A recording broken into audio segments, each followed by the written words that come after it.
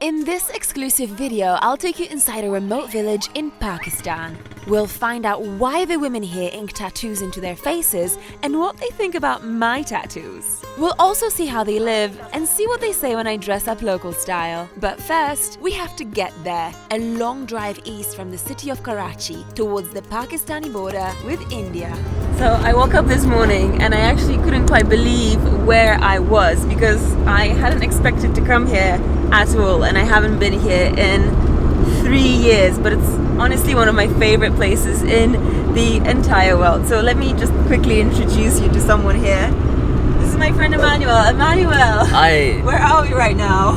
Right now we are traveling to the village where my community, Kachi Koli community lives. Yes, that's right. We are right now in Sindh in Pakistan, and we've got one more very special person with us today. This is Salman.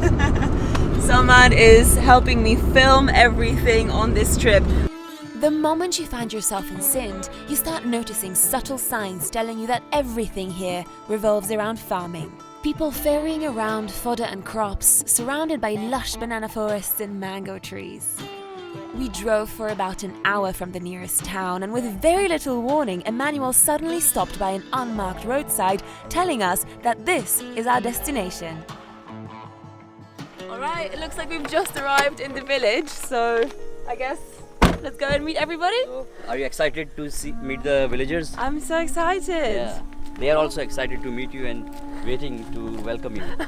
We've been trying to make this happen for 3 years. Yeah. 4 years maybe, actually. 4 years, yeah. Oh my god, there's everybody, they're so beautifully dressed. No, thank you. We are going to do a small kind of ritual Really? to welcome you. Oh, thank you so much. Thank you. Mehrabani. What followed next was not a small ritual as Emmanuel promised. It was on another level. Emmanuel had arranged for his village to give me a full-on bridal welcome. This they do with the bride normally. Oh, really? So, yeah. But who's my husband? I don't see my husband here. You have to find that on the Google. The rice and dates symbolize prosperity and fertility. The crown symbolizes my status as a bride, I guess. Oh, there's more. Okay, wow. Women are going to sing behind you. You will walk slowly. There. I have to walk very slowly? Okay. So Emmanuel from behind the scenes is giving me cultural instructions on what to do. Apparently I have to walk slowly and the ladies will be walking and singing behind me. It's wedding song.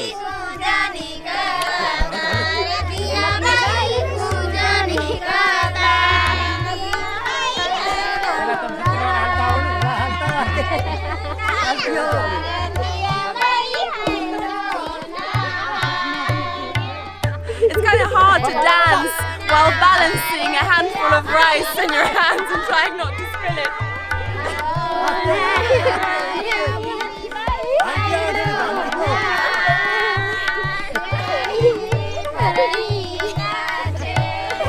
You have to throw on your backside. Oh, Okay. all of it? Yeah. Okay, ready? Ready? Yes.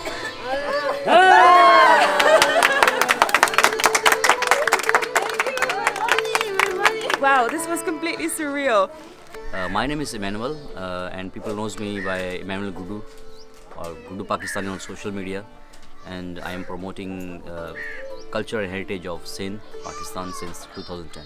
Sindh is the province where majority of the Hindu peoples lives here, with peace, with love, and a big sign of interfaith harmony here. Muslims, Christians, and Hindus all are living here. So he is Mr. Ramu.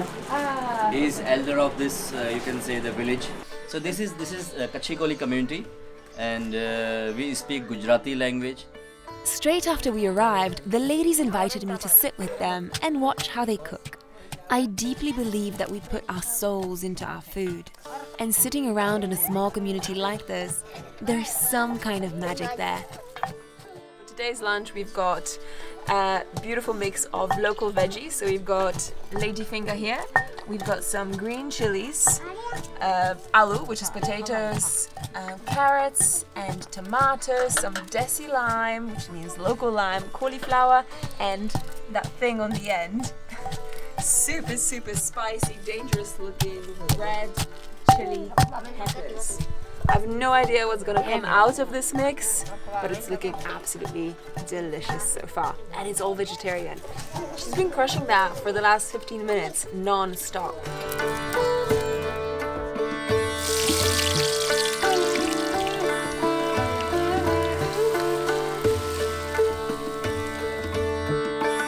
The next stage of the lunch making process is of course making beautiful fresh chapati bread. And Mina here is going to be my teacher. I don't think I've ever made chapati. I've made different kinds of bread, but this will be my first try at making chapati. Tikse? Tikse? Tikse? What is it? Tikse, Shanti? What Okay. And then go like this. So we add some flour. Too much? Zyada? Okay. Keep rolling. Man, I've got the best teachers. Keep rolling. Say? Keep rolling. Keep rolling.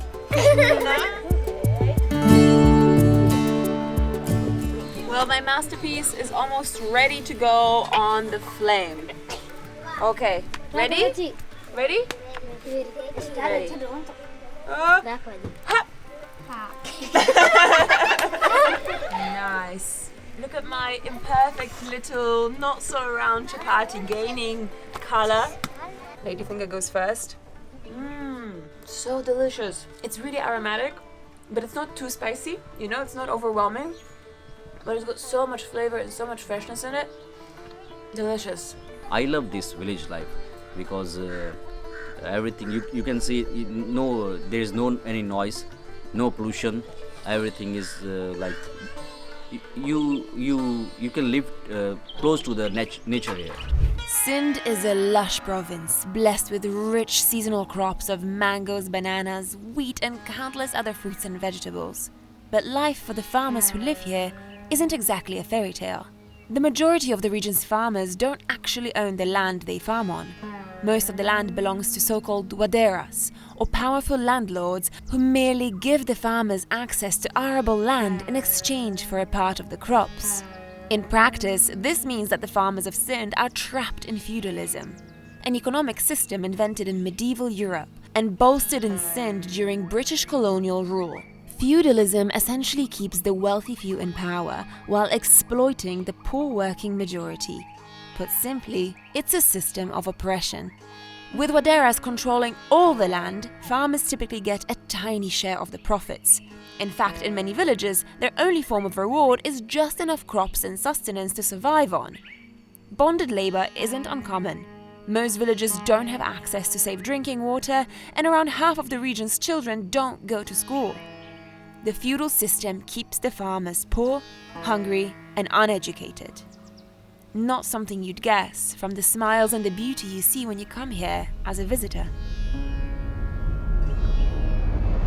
We've got one task left for today, and that is karwadwa. Karwadwa, I got it right? Which means we're going to get the fodder for the animals for the night. This is something that the women of the village do actually twice a day. So today I'm here with Rani and Jamna to get some karwadwa. This is the dateru. This is the dateru, a little hand axe that we're going to use to cut up the fodder. Oh, thank you. I'm ready to help out. This here is a kind of improvised bag that you kind of put on your head and put around your waist to balance out the weight. And right here in this space, you use this space to store the fodder that you cut from the forest or from the jungle. Rani is going to teach me how to do this job like that. Okay, closer to the ground. It's much harder than it looks. And you know what? The thing about this kind of job is that it's not optional. Rain or shine, no matter the temperature. Like right now it's March, we've got 30 degrees Celsius. Imagine how hot it gets here in the summer months. It doesn't matter. You have to come out here, they have to come out here and get food for their animals.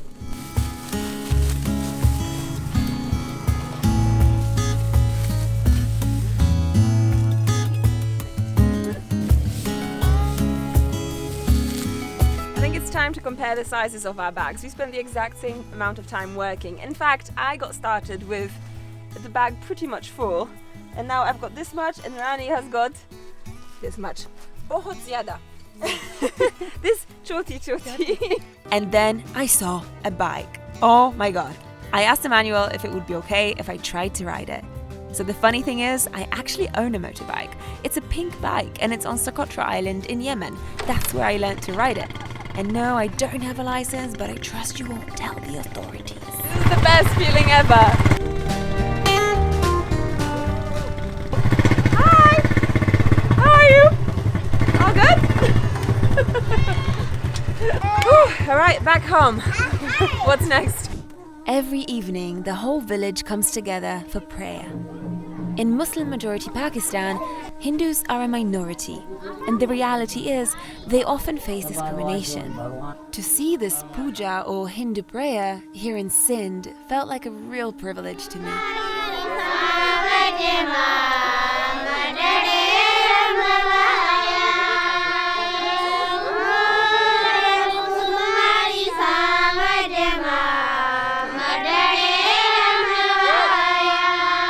After the prayer, the kids gathered around the one TV in the village, of course, watching an Indian soap. But soon after, my wedding-style welcome into the village continued with a local musician and some dancing.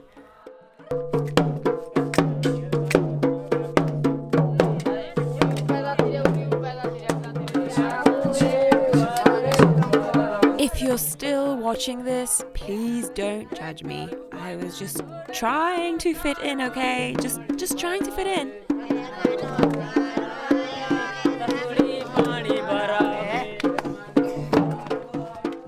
We danced and danced until the clock struck midnight.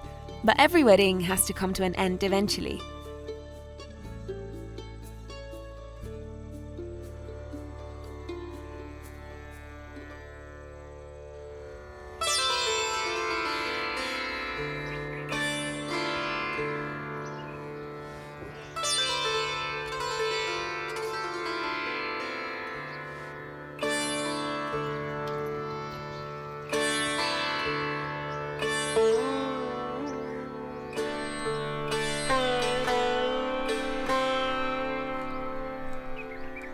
Well, they wake up very early and they start their day from I think 6 a.m. and then there is no latrine, so mostly they are used to go to the in the field or into the bushes, and the woman comes here back, and then they clean the whole village and take their dung, and they use the dung for the fuel, and then they prepare the tea and then breakfast and then go to the field. It's a very difficult life than the people who are living in the city, because there is no electricity. All families live together and they have mud houses, and in the summer they sleep outside of the house, and in the winter they sleep inside of the mud house, and you can see the very big ground here where you can see the animals like goats and buffaloes and these kind of things. Oh my god, that's so scary. Oh my god. Oh. I've had some bad experiences with buffalo, so I'd rather just avoid looking them in the eye. I'm sure you're still wondering about those facial tattoos. The women from the Kachi Koli community wear tattoos on their faces, necks and hands. I wanted to learn more about why they get them, whether they like them, and what they think about my tattoos.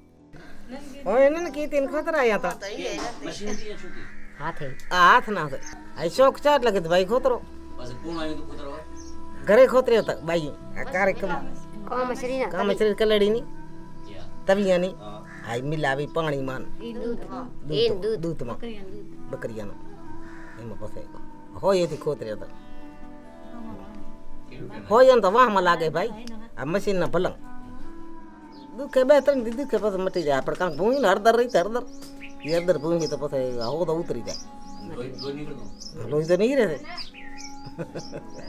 आधे तीसरा बड़ी मखोई तो लोई नहीं रहे मैं 15 साल नहीं थी पास मार भाई जागा में ठंडा में પછી તરાવદાવાળાને તેડીયા વારે શું કહી મને કે આ ભલે ડિઝાઇન દો પછી ડિઝાઇન માથે વારે આ થાય તકલીફ તો થાય છે પણ આ શોખ હતો તો શોખને લીધે વારે થોડું ઘણું બેસું થયું ને વારે આ કોરિયાની પહેચાન થઈ કે ભાઈ આ કચ્છી ગોલી છે મેં તો વિવા મોચ્યા કૂતરા તે તો વિવા મોર મોન તો દોરી કોતરાઈ કોતરાવતી નથી હું મને ભણવા જીતી પણ હું નથી ભણીને ઉતરી પછી વરે આવીને અહીંયા તો મને દોરી ખોતરાઈ હું ખોતરાવતી નથી પણ માવતરાનો શોખ હતો કે ખોતરાવી કચ્છી કોલીમાં અહીં તો કે ખોતરાવી પીણાય કે પછી વરે હાઈરે સંભાળ લે અને મારે માર બાઈ ખોતરાયા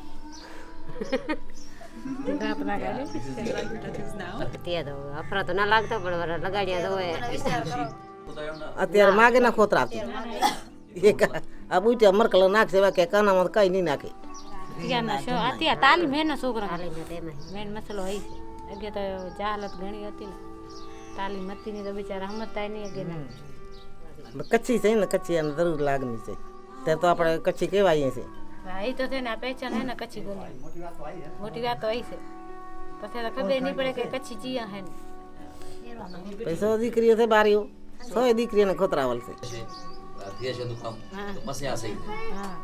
તકલીફ નહીં થાય અને તો પછી વારે આવી મેં ખોતરાવી લેશે જલ્દી કામ થઈ જશે મગર નામ મલાઈ ખોતરાવશે Women across Asia have been getting facial tattoos for centuries, but nobody really knows why. Some say it's to make their faces more beautiful. Others say it's to ruin their beauty in order to protect the women from enemy tribes. Some theories say that it's a mark of tribal identity, others that it's a blessing or a good luck charm that you carry with you forever. Either way, tattoos have been a part of human self-expression since time immemorial. Let's see what the girls think about my ink, shall we? Oh! Look!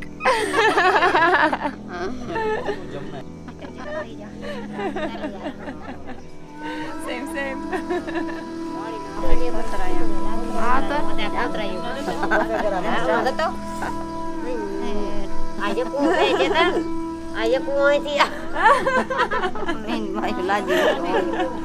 One took 9 hours. 9 કલાક લાગ્યા ઠાયરે Whole thing 9 આ hours. ખોતરાવળ છે ને મશીનનું ખોતરાવળ છે But this one it took 24 hours. આને 24 કલાક લાગ્યા ખોતરાયાને Chand and Suraj. It's so cool to bond over something like tattoos, but Rani suggested that we take things one step further. So Rani here has offered to dress me up real local style. I can't wait. All right, chalo, let's go, let's do it.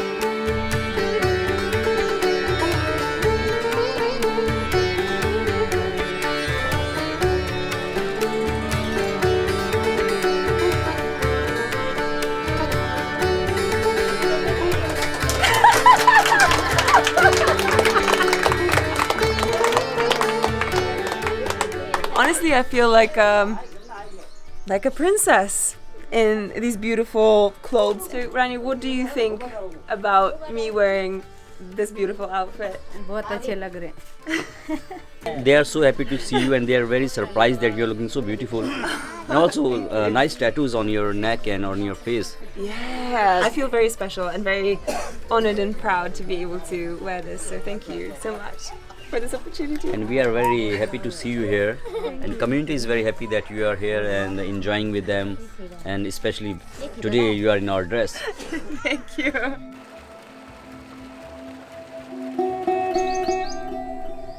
You know, coming here to this village, I just feel so serene. You come here and you really feel at peace. It's so quiet here, so peaceful, so distant from all the other cities of Pakistan, in fact, all the other cities of the world.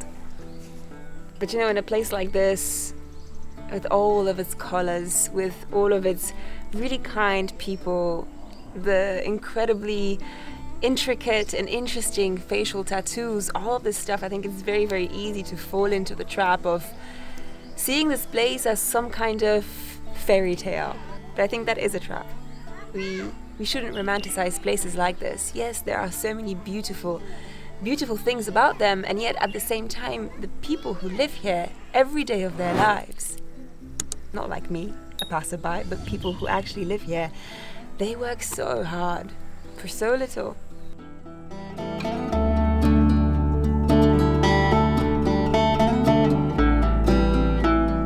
Eventually the time came to say goodbye.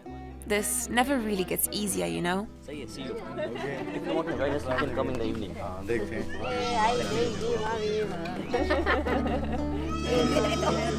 Mehrbani, yes. Mehrbani, yes.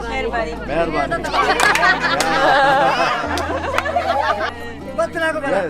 Yes. You can, yes. Thank you so much. Thank you for your... A single film can never tell the whole story of a person or a community. This too was just a snapshot of a beautiful culture, a complicated context, and real people living real lives somewhere in this vast world.